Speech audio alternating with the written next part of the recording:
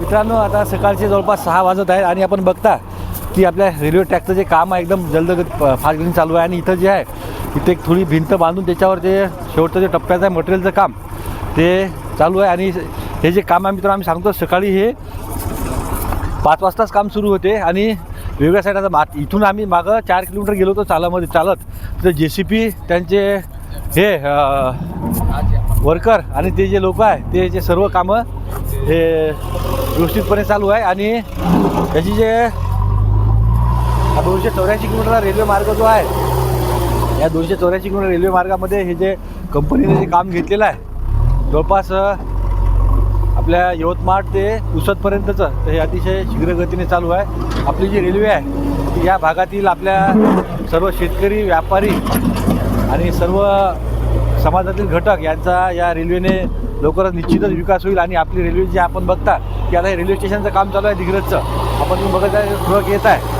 आता हे काम सकाळी 5लाच सुरू झालेलं आहे आणि 5ला काम सुरू होऊन अतिशय सिस्टमॅटिक पद्धतीने आणि नवीन पटऱ्या ज्या आहेत त्या पटऱ्या रोजच्या शेकडोच्या संख्येने पटऱ्या इथं येत आहेत.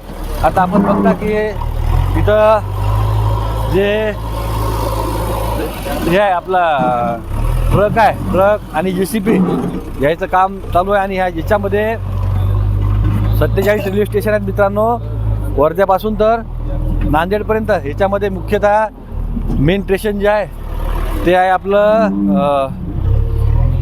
वर्धा आणि नांदेड, आणि टर्मिनल जे आहे यवतमाळ. मित्र याच्यामध्ये मुख्यतः 2 स्टेशन आहेत, एक आपलं दारवा आणि एक दिग्रस.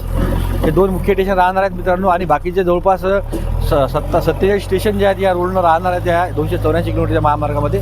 आपण अपेक्षा करू की आपली जी रेल्वे आहे लवकर सुरू होईल आणि आपलं आता बघत आहे रेल्वे स्टेशनचे जे काम आहे अतिशय शीघ्र पद्धतीने चालू आहे. धन्यवाद.